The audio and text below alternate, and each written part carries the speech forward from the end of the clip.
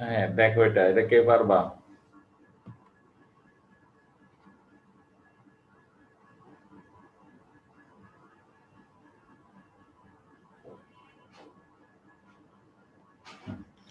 কি বলছে এখানে? ক্যালসিয়াম ফ্লোরাইডের এত এত মোল দ্রবণে কত মোল ফ্লোরিন আয়ন আছে? এটা ফিউজ ফ্লোরিন আয়ন আছে। তো দেখ আমি এটা দিয়ে দুটো অঙ্ক করাই। হচ্ছে কি, আমাদের একটা সূত্র আছে W ইকুয়াল SMB বাই 1000। ওদিনকে HW দিছে মাত্র 2 জন, আর বাকিগুলা কি হয়েছে? হাফ সাইজ HW দিছিলা?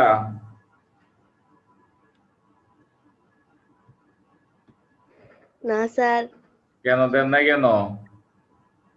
স্যার হায়ার ম্যাথ এগুলা পারি না। হায়ার ম্যাথ না, অন্যগুলা রসায়ন দিতে গেছিলাম তো এটা দিছো? স্যার কোনগুলা? রসায়নের শতকরা সংযুতি। ও স্যার আমি ওইবারে তো প্রথম দিয়ে ক্লাস করি নাই। ক্লাস না করলে আজকে আসছো কেন?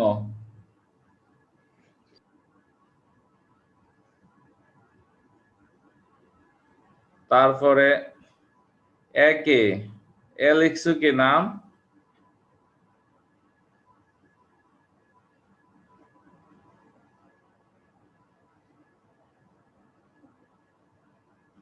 নাম লিখছো কে? দীপু SW দাও নাই কেন?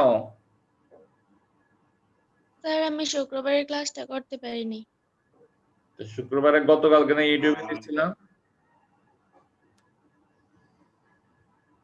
শিপা SW দাও নাই, জুমুর দিছনি দাও নাই, অর্পিতা দা পূজা ছিল, ফাইলা তুমি কইছিলা? স্যার আমার নানা ভাই স্ট্রোক করছে, যে আম্মু চট্টগ্রাম হাসপাতালে ছিল, এই জন্য ক্লাস করতে পারি নাই। অসুস্থ কে ছিল এতদিন? তোমার নানি না তোমার নানা? স্যার আমার নানা। এতদিন কি কি অসুস্থ ছিল? স্যার আমার নানা তো আগে থেকেই অসুস্থ, আগে থেকেও হার্ট স্ট্রোক, ব্রেন স্ট্রোক করা, আবার পাও ভাঙা, এখন আবার স্ট্রোক করছে। আর এখন ইয়া হয়েছে নি, রিমুভ হয়েছে নি? না স্যার, আবার যাবে আম্মু হসপিটালে। তারপরে আসো, স্যার বাকিগুলো তোমরা নাম লিখতেছো না কেন? নাম না লিখলে আমি চিনবো কিভাবে তোমরা কারা?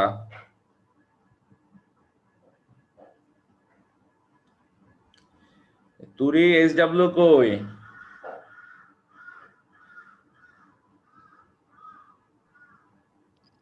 স্যার আমি হায়ার ম্যাথ এগুলো সবগুলা ঠিক করে পারি না। না পারলে তো না বুঝলে আমার বলতে না, অথবা ভিডিওটা আবার দেখতে। তানহা SW কোথায়?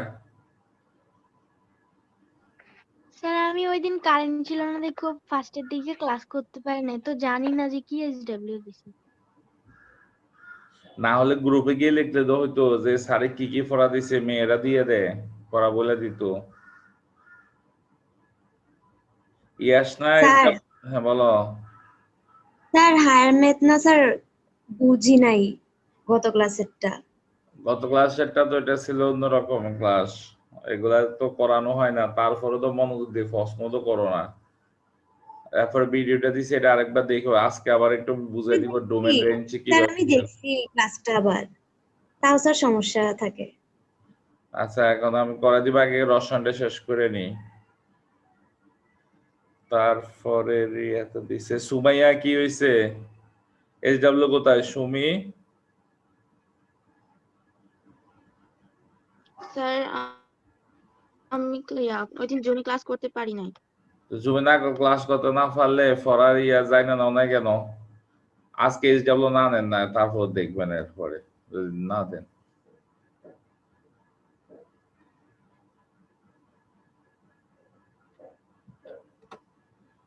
হ্যাঁ দেখি, আমরা এখানে একটা সূত্র লিখছি রসায়নের। W ইকুয়াল SM বাই কত 1000। তো উপরের প্রশ্ন লিখছি কি ক্যালসিয়াম ফ্লোরাইডের এত মোল 500 ml দ্রবণে কত মোল ক্লোরিন আছে। তো ক্যালসিয়াম ফ্লোরাইডকে যদি দ্রবণে নেওয়া হয় তখন সে কি হয়, ক্যালসিয়াম ফ্লোরাইডটা আয়নিত হয় ক্যালসিয়াম 2+, কারণ তার যোজন নির্ধারিত হয় জন্য 2+, পড়ানোর সময় প্রশ্ন কইরা কইরা বুঝে নিবা, প্লাস এ ফ্লোরিন মাইনাস, এখানে ফ্লোরিন কটা আছে, দুইটা আছে। দেখো এখানে আছে কত মোল, 1 মোল MOLE, 1 মোলে কত মোল 12 আছে, 2 মোল। স্যার ওটা ক্যালসিয়াম হবে না? ক্যালসিয়ামের দিছি, হ্যাঁ দেখো এই 2 মোল, তো 1 মোলে যদি 2 মোল থাকে তাহলে এই দ্রবণটার মধ্যে কত মোল ফ্লোরিন আয়ন আছে। তো আমরা দ্রবণের ইয়া নির্ণয় করতে গেলে আমাদের একটা সূত্র আছে W কত, SMB/1000। তো এখানে S হচ্ছে কি ঘনমাত্রা, ঘনমাত্রা আমরা চিনব কিভাবে, ঘনমাত্রা দ্রবণে কি যাদের সাথে M থাকে বা মোল পার লিটার থাকে তাহলে তার হচ্ছে ঘনমাত্রা, M থাকবে বা মোল পার লিটার থাকবে। তো ঘনমাত্রা S = 0.1 M। M হচ্ছে আণবিক ভর, ক্যালসিয়াম ফ্লোরাইডের আণবিক ভর, এত এর আণবিক ভর। M ইকুয়াল ক্যালসিয়ামের 40 গুণ 1, ফ্লোরিনের হচ্ছে 19 গুণ 2। হ্যাঁ বের করো তোমরা। স্যার দেখা যায় না। হ্যাঁ দেখা যায় না কেন?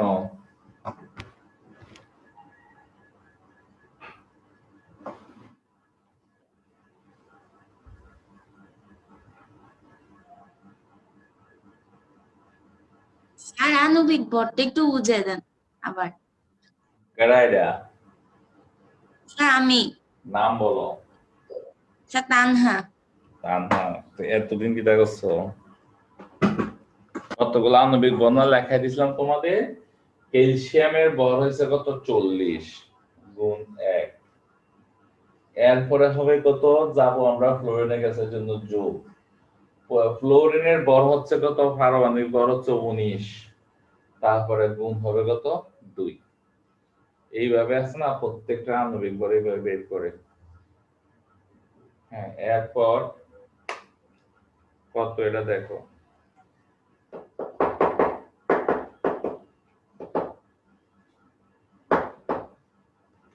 আটাত্তর।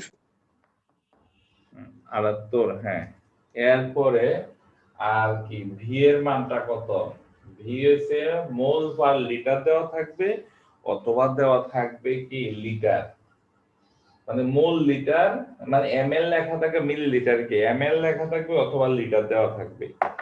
লিটার থাকলে মিলিলিটারে নেওয়া লাগবে, আর মিলিলিটার থাকলে তো কোনো কিছু নেওয়া লাগবে না, এটাই হবে। অর্থাৎ এখানে আয়তনের এককটা হবে কি মিলিলিটারে একক।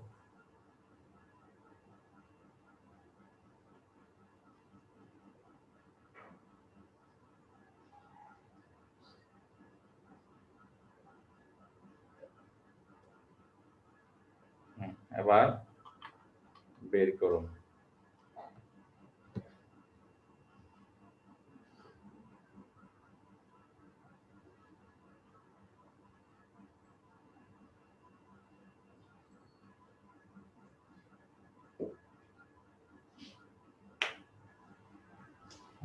তাহলে আয়তন ভি সমান সমান হচ্ছে 500 ml।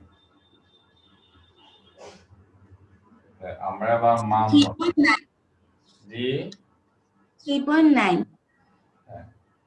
মোট এর মানটা মান বসালে কত হয়, 3.9 গ্রাম। ঠিক আছে নিরিয়া? জি স্যার ঠিক আছে। এবার আমাদের এটা কি দরকার, মূল দরকার, কত মূল আছে এখানে, মানে এখান থেকে 1 মূল এতটা, তাহলে এখানে কত মূল আছে। মূলের জন্য সংক্ষিপ্ত একটা সূত্র আছে, n equal কি দিব m by w R w by m মূল হচ্ছে n w by m w এর মান হচ্ছে কত 3.9 আর m এর মান কত বলছিল তোমরা 78 নে বলছিলে নাকি হ্যাঁ 78 এবার কত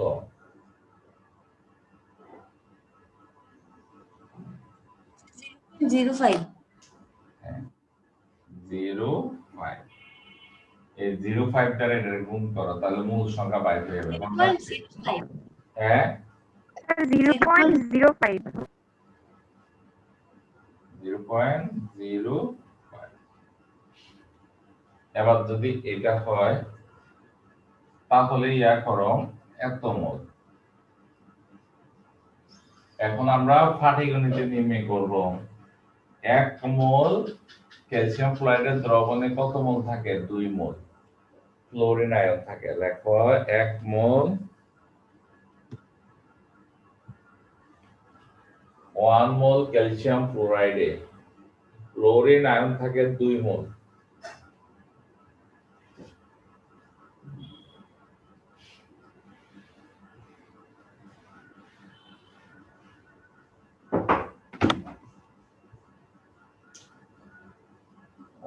মোল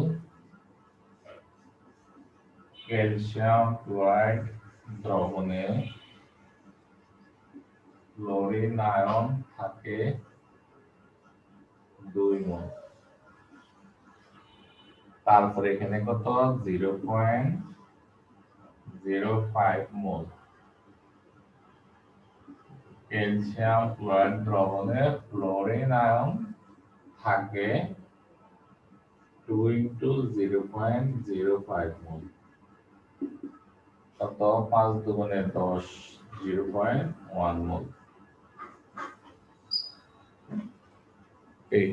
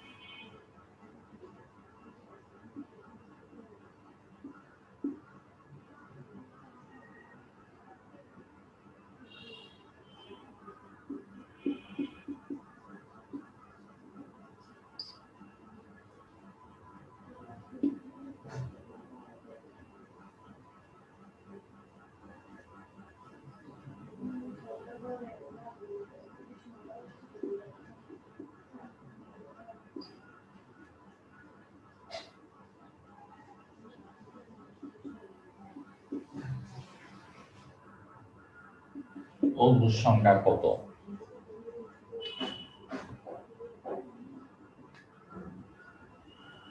দেখি এটা বের করো তো এটা কি বের করবা কে বলতে পারবা মানে বলো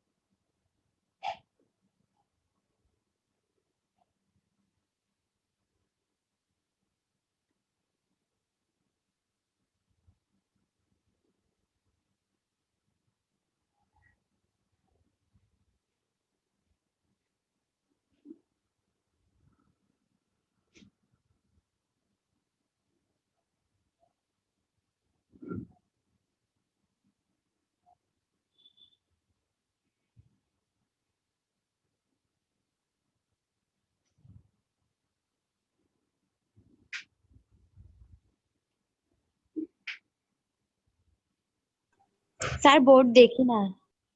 আমি কি বোর্ড কি এতক্ষণ না বলো বোর্ড দেখো না তুমি? নেটের সমস্যা তোমার।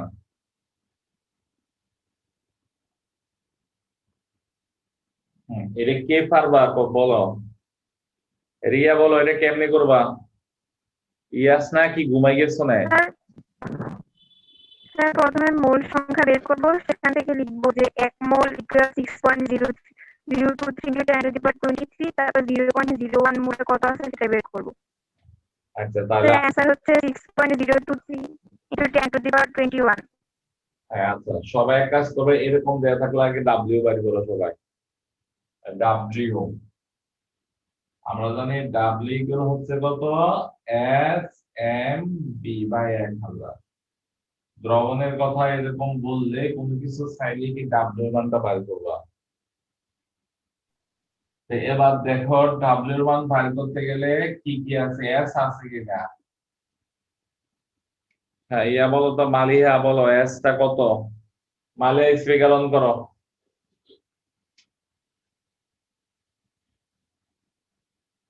নিশ্চিত ঘুমাই গেছে জয়েন করে মালিহাটা।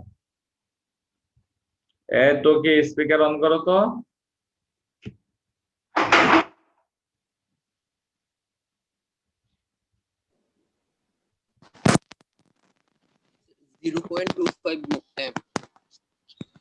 নেটের সমস্যা সবার। দেখো এস স্যার হ্যাঁ এস ইকুয়াল কত? 0.25। 0.25 স্পিকার অফ করো না তুমি। এরপরে বলো এম এর মানটা পুরাটা বলো কত? 1 বিগ ভরটা। সোডিয়ামের কত? স্যার 23। 23 into 1 যোগ অক্সিজেনের কত? 16।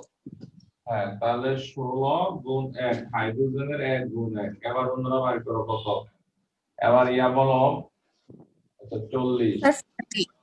হ্যাঁ এবার ভি কত? বি হচ্ছে 40 ml। হ্যাঁ ডাব্লিউটা কত আসছে রিয়া বলো। সুমাইয়া তাবাসসুম স্পিকার অফ করো। 4। হ্যাঁ রিয়া কত? 0.4। 0.4 গ্রাম। তো দেখো এবার কেমনি করব আমরা তো উত্তর এটা চাই নাই, আমরা যৌন সংখ্যা চাইছি। আমাদের এখানে কত আণবিক ভর? 40 না?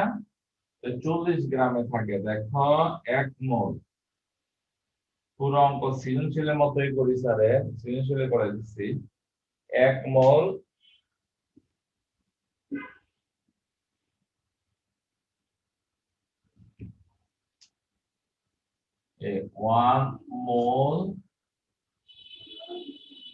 সোডিয়াম হাইড্রোক্সাইড সমান হচ্ছে কত?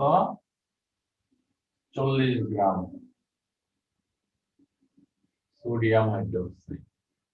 আর অনুসংখ্যা চাইছে তো 1 মোল সোডিয়াম হাইড্রোক্সাইড সমান 6.023 into 10 to the power 3 এত অণু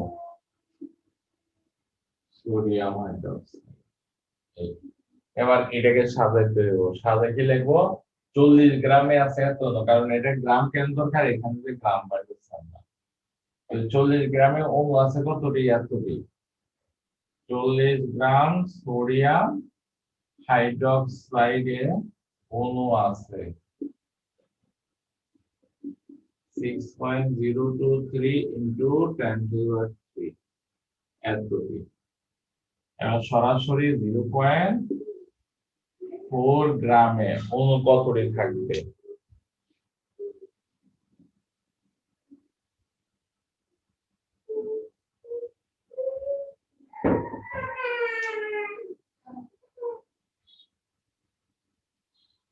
অণু আছে ওই সময় এখানে 1 ছিল যে এটা দ্বারা গুণ করছে, এখানে 1 না তো 40 তো 40 টা নিচে চলে আসবে। আর 0.4 উপরে থাকবে 6.023 into 10 to the power 22। এবার কত হবে?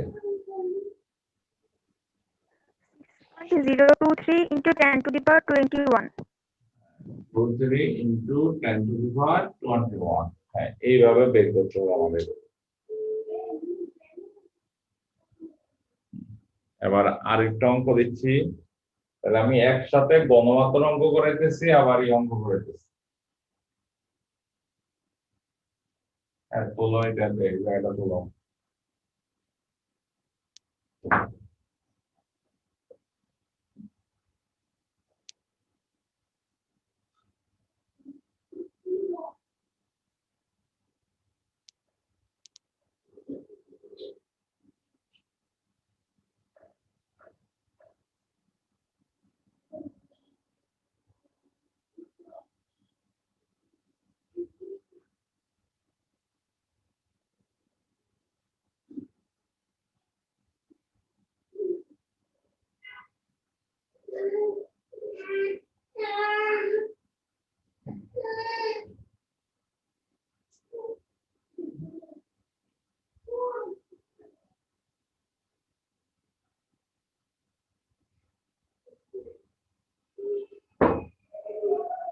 স্যার তুলসী।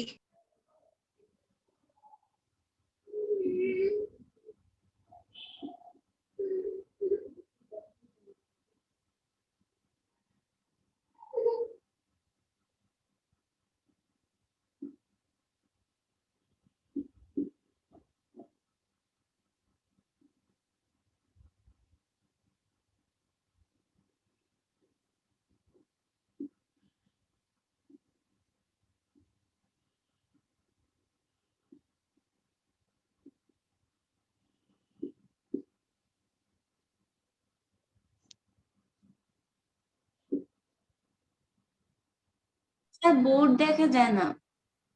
এটা বোর্ড দেখা না গেলে এটা তোমার নেটে সমস্যা করে নেটে আপ ডাউন করে এই জন্য তার কি বোর্ড লাগায় নাকি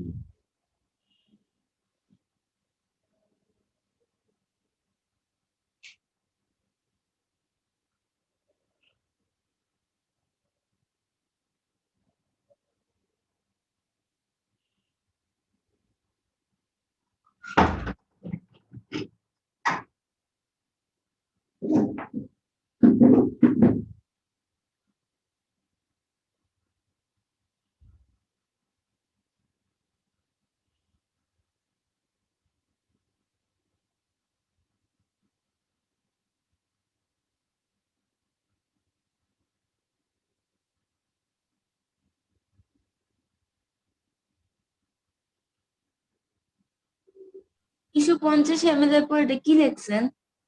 এটা 25 গ্রাম এটা পরে লিখছে তো 25 গ্রাম সোডিয়াম হাইড্রোক্সাইডকে প্রশমিত করতে 0.4 n 700 ml HCl এর কত গ্রাম লাগবে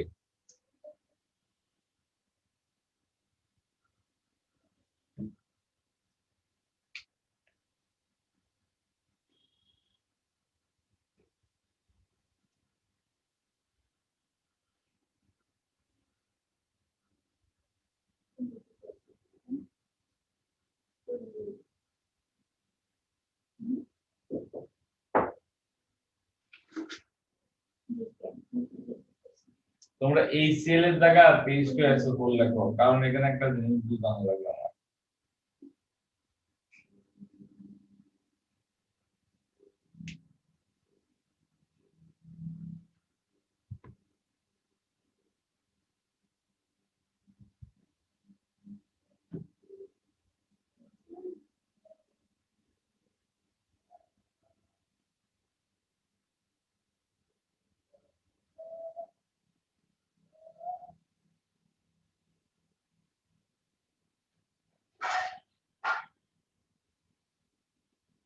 হ্যাঁ তাহলে আমাদের কি করতে হবে দেখো দুইটা দ্রবণ একসাথে মিশ্রিত করব তো মিশ্রিত করলে তোমাদের এর আগে কিন্তু এই সূত্রণ করে এরকম করে নাই একসাথে মিশ্রিত করব দুইটা দ্রবণ একটা পাত্রে নেব নিলে এই যে সোডিয়াম হাইড্রোক্সাইডকে প্রশমিত করতে গেলে সালফিউরিক অ্যাসিড কতটুকু লাগবে সেটা বের করবে এখন তোমরা বিক্রিয়া লিখো সোডিয়াম হাইড্রোক্সাইড প্লাস H2SO4 তারপরে যে সোডিয়াম সালফেট প্লাস 1 সমতা করব। এখানে সোডিয়াম একটা, এখানে সোডিয়াম দুইটা, এই জন্য এখানে 2।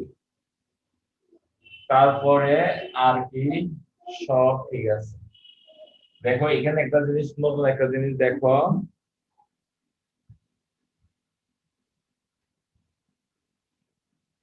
সালফিউরিক অ্যাসিড দ্বিক্ষারীয় অ্যাসিড। সালফিউরিক অ্যাসিড কে দ্বিক্ষারীয় অ্যাসিড, কারণ সালফিউরিক অ্যাসিড 2 অণু ক্ষারের সাথে বিক্রিয়া করে। সালফিউরিক অ্যাসিড হচ্ছে দ্বিক্ষারীয় অ্যাসিড, কারণ এটা দুটাই এর সাথে বিক্রিয়া করে, ক্ষারের সাথে বিক্রিয়া করে।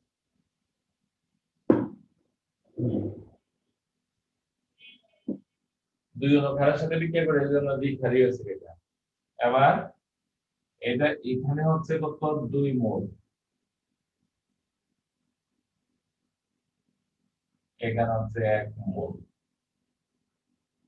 আমাদের একটা সূত্র আছে, সূত্র হচ্ছে S2 আরে N1 N2 S1 V1, তারপরে হচ্ছে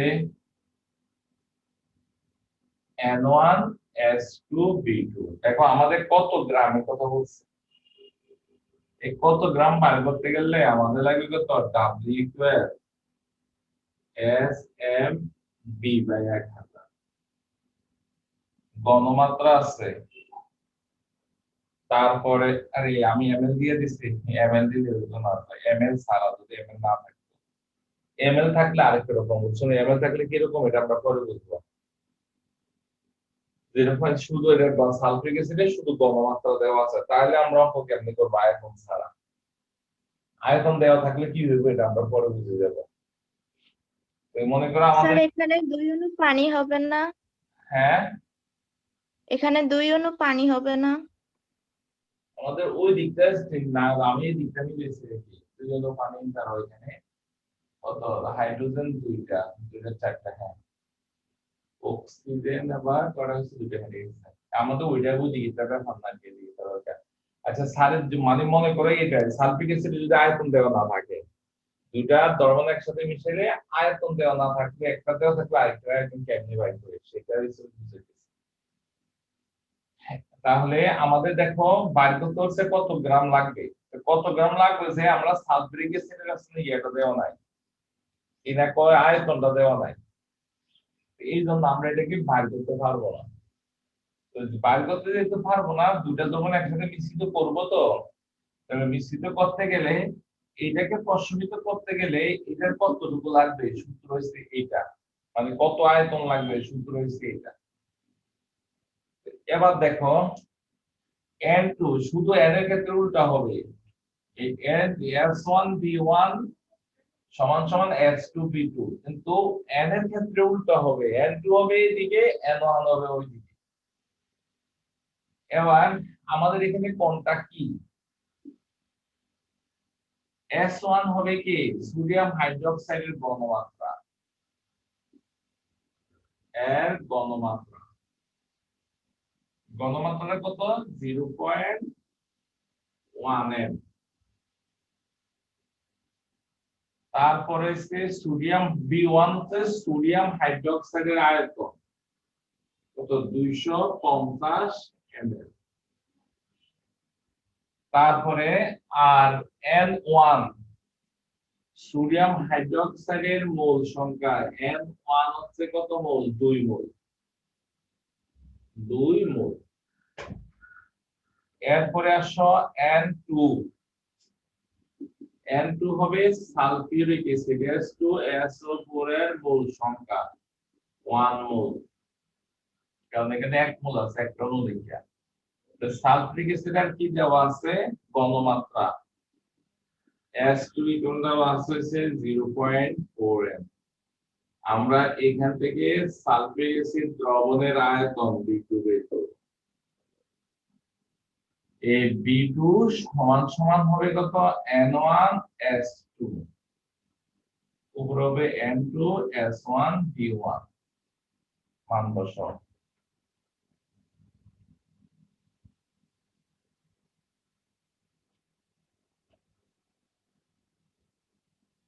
আয়তনটা বের করব। হ্যাঁ, কত আসছে আয়তনটা? 31.25 হ্যাঁ, আবার বলো। 31.25 31.25। এই সূত্রটা কখন কে বলতে পারবে ব্যবহার করতে হইব? যখন দুইটা দ্রবণ একসাথে মিশ্রিত করে, তাহলে মিশ্রিত করলে কোনটাতে যে কোনো একটা আয়তন বা ঘনমাত্রা বের করতে গেলে আয়তন বা কি ঘনমাত্রার প্রয়োজন হলে আছে না, এই সূত্র প্রয়োগ করতে হইব। দুইটা দ্রবণ, আবার বলি, দুইটা দ্রবণ একসাথে মিশ্রিত করলে যদি একটা দ্রবণকে আরেকটা দ্রবণ ফসমিত করতে গেলে কতটুকু লাগবে, আয়তন কতটুকু লাগবে, তারপরে হইছে কত ঘনমাত্রা লাগবে, এরকম যদি জানতে চায় তাহলে এটা হবে, এই সূত্রটা হবে। তাহলে দেখো আমি এত ঘনমাত্রা দিছি না, তাহলে এই সালফিউরিক অ্যাসিড লাগবে এত আয়তনের, এটাকে ফসমিত করতে গেলে সালফিউরিক অ্যাসিড লাগবে কি এত আয়তনের। এখন আমাদের কিন্তু আয়তন চাই নাই, আমাদের কি চাইছে, ভর চাইছে। তাহলে আমরা এবার ভরটা বের করব। যেহেতু আমরা আয়তন পেয়ে গেছি, তাহলে আমরা ভরটা পেয়ে যাব। তাহলে ভরটা পাইলে কি হইব? হ্যাঁ, ভরটা পাওয়ার সূত্র হচ্ছে এরকম, W = SMB বাই কত 1000। তো তার ঘনমাত্রা কত ছিল না একটু আগে, 0.4। আণবিক ভর, সালফিউরিক অ্যাসিডের আণবিক ভর 98 গ্রাম। আয়তন পাইছি এখন কত, 31.25 এই 1000। এটা বের করো।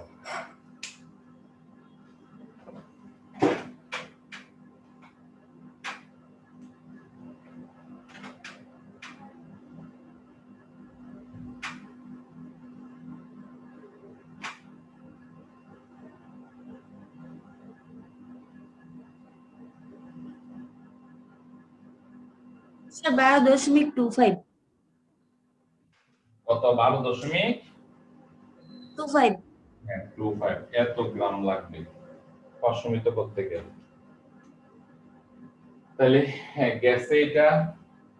আর আজকে তাহলে তোমাদের রসায়নটা খুব স্লো ভাবে যাক। রসায়নে কি করবে তোমরা, এই এতটুকু পর্যন্ত কি কি অঙ্ক আমি বলি তোমাদের, মানে কোন কোন আইটেমের অঙ্কগুলা করবা। প্রথম দিক দিয়ে যে সাধারণ নিয়মগুলো আছে, এগুলা সাধারণ, মূল সংখ্যা, মূল, তারপরে সে ভর, তারপরে আয়তন নির্ণয়, এগুলা, তারপরে হচ্ছে সংযুক্তি নির্ণয়। 3 নম্বরে হইছে স্থূল সংকেত ও আণবিক সংকেত নির্ণয়। 4 নাম্বার হইছে আজকে যেগুলা নির্ণয় করা হয়েছে, W = এই সূত্রগুলা, SMB/1000। এটা দ্বারা তো আমরা ভরও নির্ণয় করতে পারি, তারপরে ঘনমাত্রা নির্ণয় করতে পারি, আয়তন নির্ণয় করতে পারি এই সূত্র দিয়ে। আর শিখেছি আজকে হইছে ওই আচ্ছা, আজকে যেটা তো ওইটা একটু আগে দেখছো এরকম। তাহলে এই 4টা নিয়মটা আজকে শেষ করো, এরপরে নেক্সট ক্লাসে বাকি অংশটা শেষ করাবো। কারণ এই 4টা জিনিস হচ্ছে এখানে মৌলিক জিনিস, এই 4টা জিনিস ছাড়া সামনে অগ্রসর হওয়া যায় না কি। তো এরপরে আণবিক ভর নির্ণয় শিখেছিলাম, আণবিক ভরটাও নির্ণয় শিখবো। তারপরে আসো পদার্থবিজ্ঞান। পদার্থবিজ্ঞানের সূত্রগুলা নিয়ে আলোচনা করি কালকে, এরপর অঙ্কগুলা করব। আমাদের প্রথম সূত্র কম্পাঙ্ক, F = হচ্ছে N/T। এবার আসো এই সূত্র থেকে আমরা কি কি জানি। 1 নাম্বার জানি হচ্ছে কি কম্পাঙ্কের একক। দেখো এর কোনো একক নাই, n এর কোনো একক নাই, কারণ n হচ্ছে সংখ্যা, সংখ্যার একক থাকে না। তাহলে সময়ের একক হচ্ছে কি কম্পাঙ্কের একক। সময়টা যেহেতু নিচে, তাহলে কম্পাঙ্কের এককটা, কম্পাঙ্কের সময়ের একক সেকেন্ড, তো এই জন্য ইয়াটা সময়টা নিচে দেখে কম্পাঙ্কের একক হবে S ইনভার্স। এটা হচ্ছে এসআই একক, এটা এসআই একক, হাজ অসীমিত একক। এবার আসো প্রশ্ন হচ্ছে এরপরে মাত্রা, কম্পাঙ্কের মাত্রা কি হবে? n এর কোনো মাত্রা নাই, সময়ের মাত্রা হবে কম্পাঙ্কের মাত্রা। তাহলে সময়টার মাত্রা হচ্ছে t, নিচে আছে দিকে t ইনভার্স। এবার এখানে সংজ্ঞা আসে এরকম, 1 হার্জ কাকে বলে? তাহলে 1 হার্জ কাকে বলবে? কম্পনশীল কোন কণা 1 সেকেন্ডে যদি একটি কম্পন সম্পন্ন করে, কম্পনশীল কোন কণা 1 সেকেন্ডে যদি একটি কম্পন সম্পন্ন করে তাহলে তার কম্পাঙ্ক হবে 1 হার্জ। 1 সেকেন্ডে একটি কম্পন হলে তার কম্পাঙ্ক হবে কি 1 হার্জ। এবার 10 হার্জ বলতে কি বোঝায়?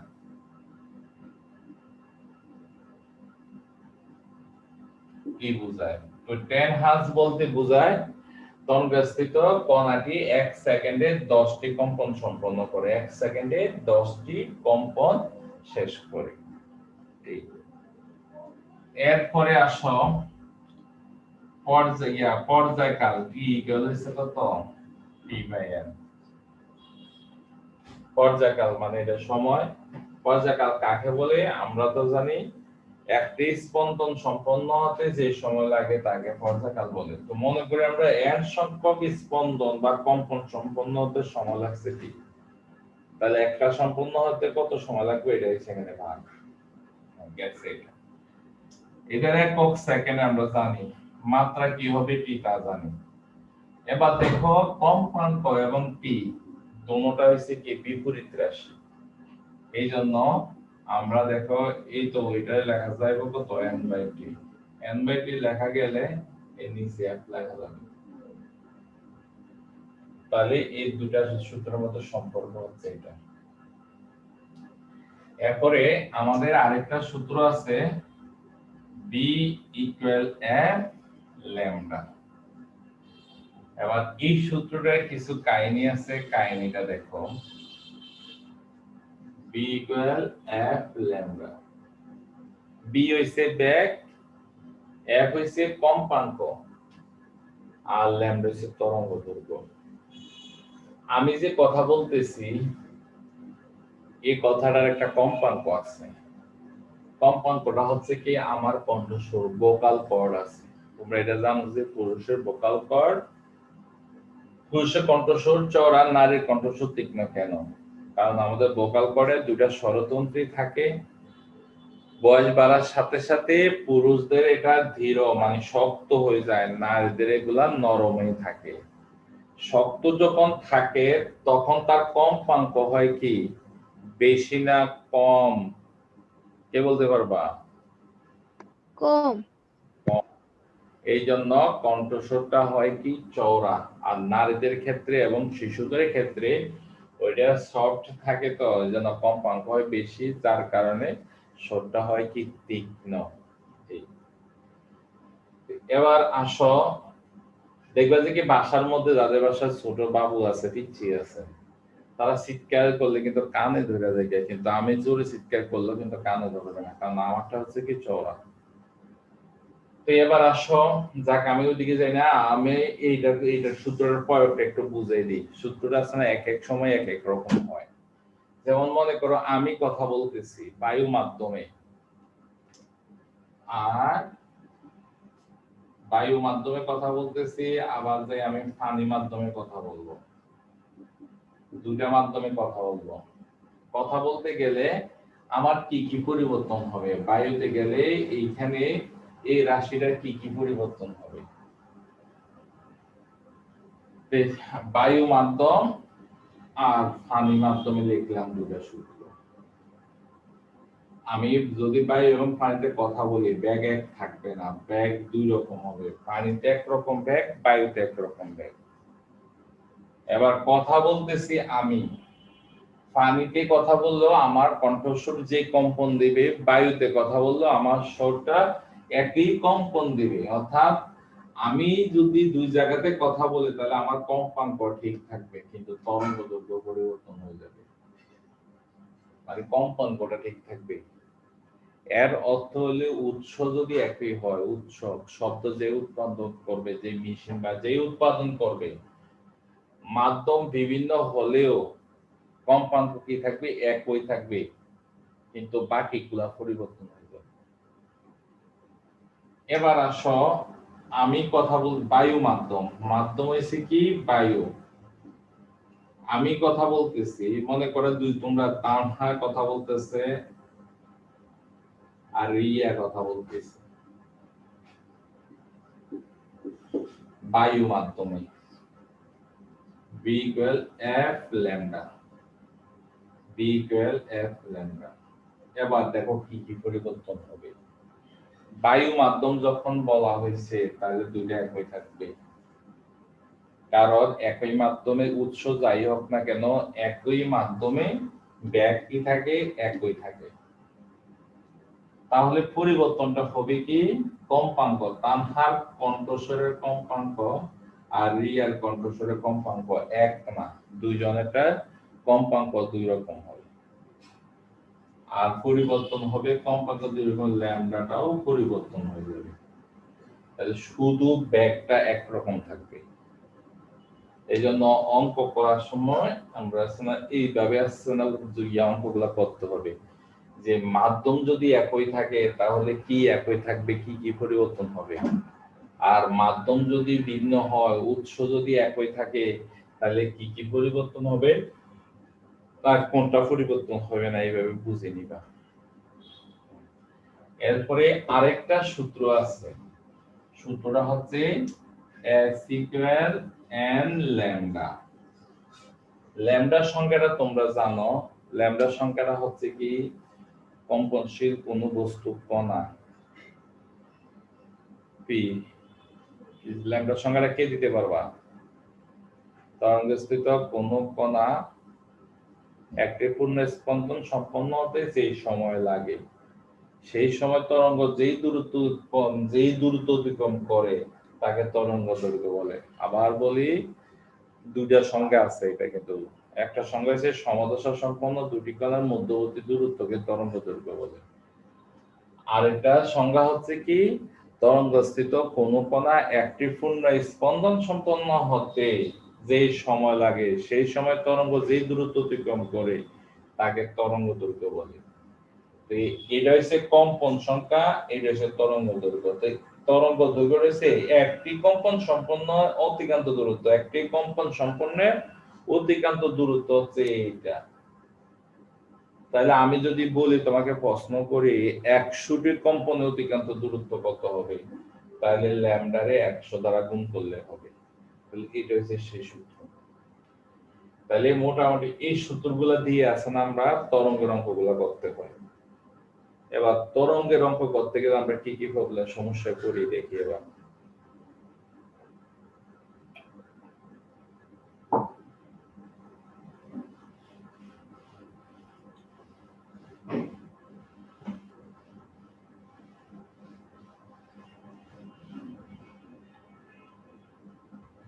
তরঙ্গের অঙ্ক করতে গেলে আমাদের যেটা,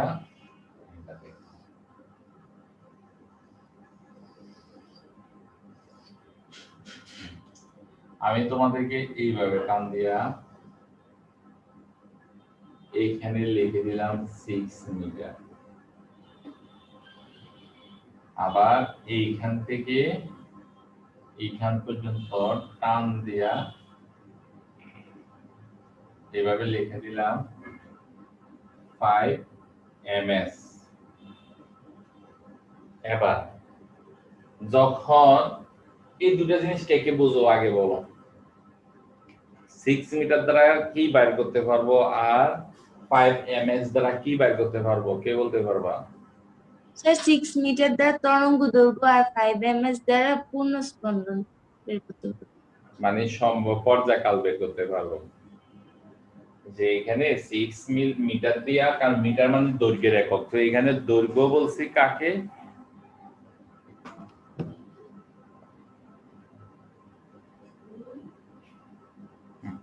এখানে দৈর্ঘ্য হচ্ছে তরঙ্গ দৈর্ঘ্যের সাথে সম্পর্ক ল্যামডা। এবার দেখো ল্যামডা কেমনে বের করবা, গুণবা। এটা থেকে বলা হয় তরঙ্গ চূড়া, এটাকে বলা হয় তরঙ্গ খাঁজ। এখানে তরঙ্গ দেখো 1 2 3 4 এমনি গুণবা 4 1 2 3 এই 4 যত ভাইবা গুণনা যত ভাইবা তাকে 2 দ্বারা ভাগ দিবা, ভাগ দিয়ে ভাগফল এখানে লিখবা। যত গুণবা ততকে 2 দ্বারা ভাগ দিয়ে এখানে লিখবা। লেখার পরে লিখবা সমান সমান 6। এখন যদি আমি এটাকে কি নিয়ে আসি যে এতটুকুতে দিই, তাহলে গণাটা কি হবে 1 2 3 3 এর 2 দিয়ে ভাগ, 3 এর 2 দ্বারা ভাগ দিলে হবে কত 1.5। তখন আমরা ল্যামডার মান পাই করব 6 1.5। কিন্তু আমি যদি এটাকে ইয়া করি কমা এখানে নিয়ে আসলাম, তাহলে দেখো কত হয় 1 2 1 2। তাহলে 2 এর আমরা কত দিয়ে ভাগ দিব, 2 দ্বারা ভাগ দিলে হবে 1, লেখা লাগবে না। এটাকে কমায় আমি কি করলাম, এইখানে এই বরাবর নিয়ে আসলাম। এবার কত 1 আর অর্ধেক 1.5, 1 আর অর্ধেক কত হইছে 1.5, 1.5 এর 2 দ্বারা ভাগ, 1.5 এর মানে 1.5 কে 2 দ্বারা ভাগ দিলে হবে 0.75। এটাকে কমাই আমি আবার কি নিয়ে আসলাম, এই মনে করো এখানে নিয়ে আসছি। তাহলে 1 এর 2 দ্বারা ভাগ, তাহলে 0.5। এই ব্যাপারটা কি সবার মাথায় ঢুকছে গণাটা? জি স্যার। তাহলে তো এরকম চিত্র যদি দেওয়া থাকে, তাহলে আমরা মিটার দেওয়া থাকলে, মিলিমিটার দেওয়া থাকলে, সেন্টিমিটার দেওয়া থাকলে, তাহলে আমরা এগুলো থেকে ল্যামডা বের করতে পারি। এরপরে আসো নিচে যে সময় এমএস মানে মিলি সেকেন্ড, এমএস মানে কি millisecond, microsecond, mu second পর্যন্ত থাকে। মাইক্রো সেকেন্ড কেমনে বুঝবা, মিউ এস। এটার ক্ষেত্রে একই রকম, দেখো এখানে করার মধ্যে দিছে, একটার মধ্যে দিছে ব্যবধি, তাহলে একটার মধ্যে এখানে আচ্ছা সেকেন্ড আছে দেখে টি, টি সমান সমান 5 মিলি সেকেন্ড আছে লিখলাম। টি এর সাথে কি হবে, এখানে একটা দেওয়া আছে, একটা দেওয়া থাকার কারণে একটাকে 2 দ্বারা ভাগ দিলে কত হবে, হাফ। হাফ দেই বাবু লিখতে পারে এই হাফ। আবার টি সমান সমান কি হবে 5 দুগুণে 10 মিলি সেকেন্ড। মিলি সেকেন্ডকে আমরা কোথায় নিব, সেকেন্ডে নিব। সেকেন্ডে নিতে গেলে 1000 দ্বারা ভাগ দিব, বাস শেষ। এইভাবে আসলে আমরা এই অঙ্কগুলা করব। তাহলে আজকেও তোমাদের আসলে ওইটা এইটারও তোমরা তরঙ্গের যত অঙ্ক আছে এগুলা করো। তরঙ্গ অঙ্কগুলা স্যারের জন্য একটু রাইট, মানে যেগুলা সমস্যা হয় সমস্যাগুলো তোমাদের যার যেটা সমস্যা হয় তোমরা এক কাজ করে ছবি তুলে স্যারের কাছে পাঠাই দিও। পাঠাই দিলে এরপরে পরের দিন আমি আলোচনা করে নিব। এই এক মানে সাধারণ অঙ্কগুলো আলোচনা করো, সৃজনশীলের জন্য আমি আলোচনা করব আগামী ক্লাসে তরঙ্গটা। আর শব্দটাও একটু আলোচনা করে দিই। শব্দ তার এত ভেজাল না, শব্দের ক্ষেত্রে একটাই ভেজাল আছে, ভেজালটা হচ্ছে কিরকম, ব্যাগ নিয়ে 0°C তাপমাত্রা ব্যাগটা নিয়ে। আমরা জানি শব্দের ব্যাগের ক্ষেত্রে b/b0 সমান সমান √t/t0। এখানে b0টা 332 হইতে পারে, 330 হইতে পারে। এখন দেখো 332টা তোমাদের বইয়ে উল্লেখ নাই কত ডিগ্রি সেলসিয়াস তাপমাত্রা, তো যেহেতু উল্লেখ নাই, আবার এটা যে 0°C তাপমাত্রা শব্দের বেগ তাও কিন্তু উল্লেখ নাই। এখন আমরা পড়ছি এই দুইটা সমস্যা নিয়ে পড়ছি। তো তোমরা অঙ্ক করার সময় 332 দিয়ে করো বা 330 দিয়ে করো, যে কোনো একটা দিয়ে করলেই হবে অঙ্ক। এখন অবজেক্টিভের ক্ষেত্রে সৃজনশীলে না হইলো সারা নাম্বার দিয়ে দিল, অবজেক্টিভের ক্ষেত্রে কি করবা, কোনটা পাইবা। অবজেক্টিভের ক্ষেত্রে এই সূত্রটা দিয়ে করলে যদি দেখো যে প্রশ্নের মধ্যে মিলতেছে না, তাহলে কি হবে, এটার কাছামারি এটা দিয়ে করলে এটার উত্তরের কাছাকাছি, এটার উত্তরের কি কাছাকাছি যে উত্তরটা হবে সেটা হবে। কাছাকাছি বলতে কি বেশি না কম। দেখো স্যার আবার বলি, আমরা যদি অঙ্ক করতে সময় এটা দিয়ে করি অবজেক্টিভের সময় উত্তর মিললো না তাহলে কি হবে, তাহলে এটার কাছাকাছি কমের দিকে যেটা হয় সেটা। আর এটা দিয়ে অঙ্ক করে যদি উত্তর না মিলে তাহলে উত্তর হবে বেশিটা, কারণ আমরা এটা কম নিছি তো, তাহলে না মিললে হবে কি তার কাছাকাছি বেশিটা যেটা হয় সেটা। তাহলে অবজেক্টিভের ক্ষেত্রে সলিউশন হচ্ছে এটা বাইর করার পরে না মিললে এটার উত্তরে, এটার ক্ষেত্রে না মিললে এটার উত্তরের কাছাকাছি বেশিটা, এটা দিয়ে করে উত্তর না মিললে এটা দিয়ে করলে যে উত্তর আসবে তার থেকে কমের দিকে কাছাকাছি যেটা সেটা। এইটা হচ্ছে এটা। আর এটা দিয়ে আছে না অঙ্ক করার সময় 273 তাপমাত্রা যত দেওয়া থাকে 273 যোগ করতে হয়, কেলভিনে নেওয়া লাগে, তাহলে এটা করবা। আর বাকি ক্ষেত্রে অতিক্রান্ত দূরত্ব তো এটা জানোই, কিন্তু নির্দিষ্ট স্থানে দাঁড়িয়ে প্রতিধ্বনি শোনার কথা বললে, নির্দিষ্ট স্থানে দাঁড়িয়ে প্রতিধ্বনি শোনার কথা বললে 2d/t হয়। এখানে ডিটা হচ্ছে ন্যূনতম, এখানে বাইর করতে গেলে ডি বের করেও জবাব দেওয়া যায়, আবার টি বের করেও জবাব দেওয়া যায় যে প্রতিধ্বনি শোনা যাবে কিনা, তাহলে টি বের করেও জবাব দেওয়া যায়। টি বাইর করলে হবে সূত্র এটা, মানে দুটোটা সূত্র এটা থেকে পাইছি আমরা। তাহলে টি বাইর করে দেওয়া যায়, টি এটার ক্ষেত্রে এটা বার করলে যদি 0.1 থেকে কম হয়, 0.1 থেকে কম হলে আপনার প্রতিধ্বনি শোনা যাবে না, সমানভাবে চলে শোনা যাবে। আর এটার ক্ষেত্রে উত্তর যত বাইর হবে ডি এর মান তত দূরত্ব তত বা তার থেকে বেশি হলে শোনা যাবে, তার থেকে কম হলে শোনা যাবে না। আজকে এই বেসিক গুলা দিছি, এগুলা নিয়ে তোমরা কালকে একটু আলোচনা করো, কঠিন এগুলা নিয়ে যে এগুলা করো স্যার আলোচনা করব।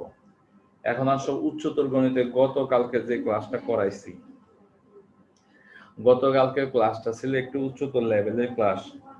এখন আমরা এক কাজ করি, আজকে সংক্ষেপে ডোমেন আর রেঞ্জ কেমনে বাইর করে এটা আজকে আর একটু বুঝিয়ে দিই।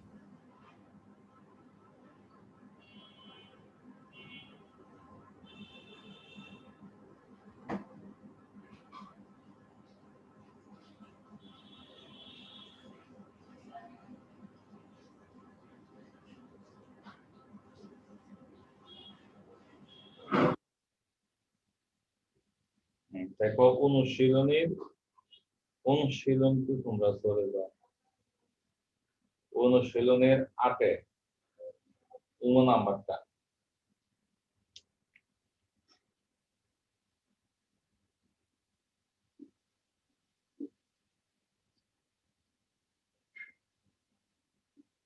নাম্বার দেওয়া আছে কত, y = 3 - x + 1, এটা দেওয়া আছে। আমি শুধু এটা ডোমেন আর রেঞ্জটা শিখাইতেছি, ডোমেন কত হবে আর রেঞ্জ কত হবে, ডোম আর রেঞ্জ। দেখো ডোম সহজটা কেমনে, আমাদের √m যদি থাকে, m এর মান হবে 0 থেকে বড় বা সমান। যদি a/m থাকে, m এর মান is not 0। যদি log x বা ln x থাকে তাহলে x এর মান কত হবে, 0 থেকে বড় হবে। এই তিনটা বাদ দিয়ে যে কোনো আকৃতি থাক না কেন, এই তিনটা বাদ দিয়ে যে কোনো আকৃতি থাক না কেন ডোমেন হবে আর। এই তিনটা বাদ দিয়ে যে কোনো আকৃতি থাকলে ডোমেন হবে আর। তাহলে দেখো এখানে এই জিনিসটা ওই তিনটার একটা সমান, এই জন্য এটার ডোমেন হচ্ছে আর। এরপরে আসো আর মানে কি, আর মানে হচ্ছে কি -ইনফিনিটি থেকে +ইনফিনিটি। এবার আসো রেঞ্জ নির্ণয়ের ক্ষেত্রে কাহিনী কি হয়। রেঞ্জ নির্ণয়ের ক্ষেত্রে কাহিনীটা হচ্ছে এরকম, তুমি এক কাজ করো, আমরা 0 বসাবো, এখানে 0 বসালে কত হয়, ক্যালকুলেটর আছে তো তোমাদের, ক্যালকুলেটর দিয়ে কাজ করো। ক্যালকুলেটরের মধ্যে তুলো 3 টু দি পাওয়ার লেখা, তারপরে কত -0 প্লাস 1। হ্যাঁ, এটা দিয়ে কাজ করো। 0 বসালে হয় 3। এবার পাওয়ার কমাইতে থাকো, 0 দিবা তো, তারপরে দিতে থাকো তুই 1000 দাও। এবার 1000 দিলে কত হইব? 1000 দিলে হইব 3 to the power inverse 1000 plus 1, 3 to the power minus 999, 1/3 to the power 1099। দেখো এটা কত বড় সংখ্যা, ভাগ দিলে দেখবে রেজাল্ট 0 আসছে। তাহলে এবার যত মান বাড়াতে থাকবা, এক্স এর মানটা যতই বাড়াতে থাকবা দেখবা যে কি মান 0 হইতেছে, আর কমাইতে থাকবা, হ্যাঁ এক্স এর মানটা যত বাড়াতে থাকবা তত দেখবা যে কি 0 হইতে আছে। দেখো ক্যালকুলেটর দিয়ে তোমরা একটু দেখো বাড়াইয়ে।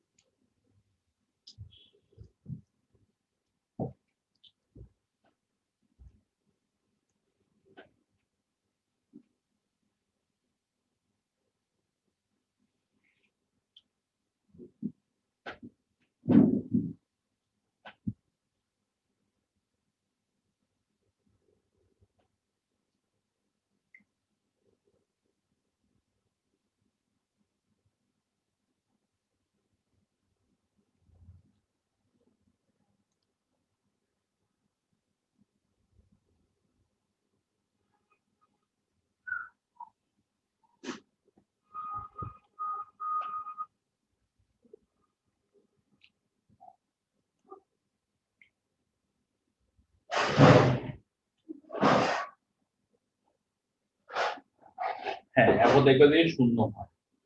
এবার এক্স এর মান আমরা কমের দিকে যাই, মাইনাস মান বসাই, -1000 বসাও। -1000 বসালে কি হইব?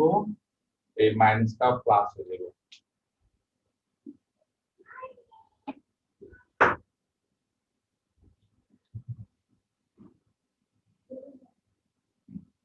এখন যদি -1000 বসাই এখানে, তাহলে প্লাস 1 প্লাস 1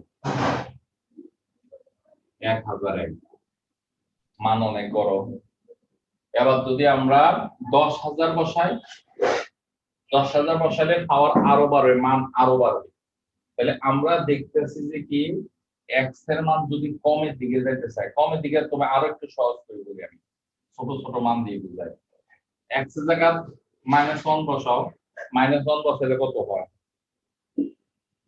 এক্স এর জায়গা যদি -1 বসাও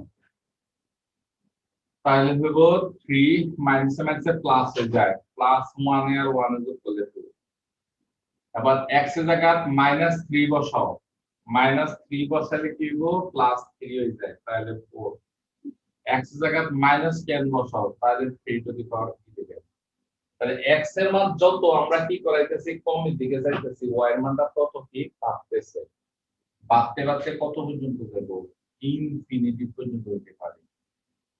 এক্স এর মান আমরা কমাইতে কমাইতে -ইনফিনিটি পর্যন্ত গেলে ওয়াই এর মান বাড়তে বাড়তে +ইনফিনিটি পর্যন্ত যাবে। এই জন্য রেঞ্জ হবে 0 থেকে ইনফিনিটি, এইভাবে চিন্তা করে বাইর করি। তো এটা একটা গেল। আরেকটা হচ্ছে কি, এবার আরেকটা দেখি এখান থেকে, এটা মানে এর আগেরটা নাম্বারটা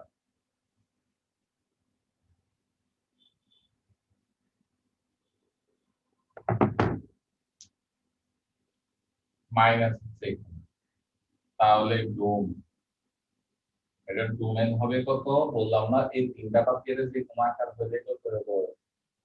এই এটা অথবা আর।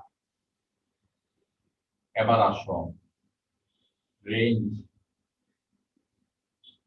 রেঞ্জের জন্য আবার চিন্তা করি, এক্স এর মান বাড়াইতে থাকি, 10 12, এক্স এর মান দাও 10, 10 plus 1 minus 3 to the power কত হইব 11। এবার x এর মান যদি আমরা দিই কত 100 plus 1 তাহলে minus 3 to the power 101 মান দিই যদি আমরা 1000 তাহলে প্লাস 1 মাইনাস 3 টু দি পাওয়ার 1001। এখন আমার একটা প্রশ্ন করো তো, মানে আমার একটা প্রশ্ন উত্তর দাও তো, এখানে এই মানটা বড় না উপরের মানটা বড় দেখি, কে বলতে পারো? নিচের মানটা বড় না উপরের মানটা বড়? স্যার উপরেরটা। হ্যাঁ, উপরেরটা বড়। তো আর নিচেরটা হচ্ছে কি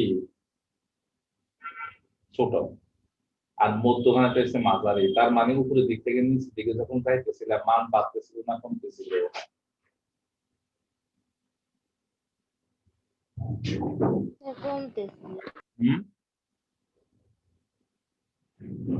আমরা যে উপরের দিক থেকে নিচের দিকে যখন যাইতেছিলাম মান পাইরা বাড়তেছিল না কমতেছিল? কমতেছিল। কমতেছিল। কমতে কমতে একটা সময় কি হয়ে যাবে, শূন্যের কাছাকাছি চলে যাবে। শূন্যের কাছাকাছি চলে যাবে তখন মান হবে 0। এরপরে আসো, এবার মান যদি আমরা জানি, এতক্ষণ আমরা x এর মান বাড়াই দিয়েছিলাম, এবার x এর মানটা কমাই। -3 তো -1, x এর মান -2 বসাও, কত দেব? -3 -1, তাহলে কত হয়? -1/3। এবার x এর মান 4 বসাও, -4 বসাও, তাহলে মাইনাস কত হয়? -3 -1 বাই কত? 9। এরপরে আসো, হ্যাঁ এবার -3 জায়গাতে ইয়া বসাও, -10 বসাও। আচ্ছা, ওইটা কোন সারে একটু আগে এটা কিন্তু ভুল বলেছে, কমতে কমতে ইনফিনিটি পর্যন্ত কমতে। আমি ওই সময় শূন্য বলছে, শূন্য তো হইতো না, ওইটা কি এখানে কাছাকাছি যাবে নাকি? 10 টু দি পাওয়ার 1000 দিয়ে তো শূন্য কাছাকাছি হয় না।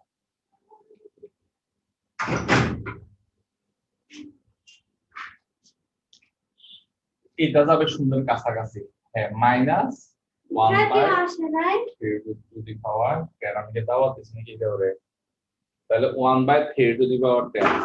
তাহলে এরকম হইতে হইতে দেখো একটু আগে যেটা করছে কমতে কমতে ইনফিনিটি পর্যন্ত তাকিয়ে থাকবে মানটা বড় হতে হতে, মানে এটা তো কোনদিন শূন্য হইতো না।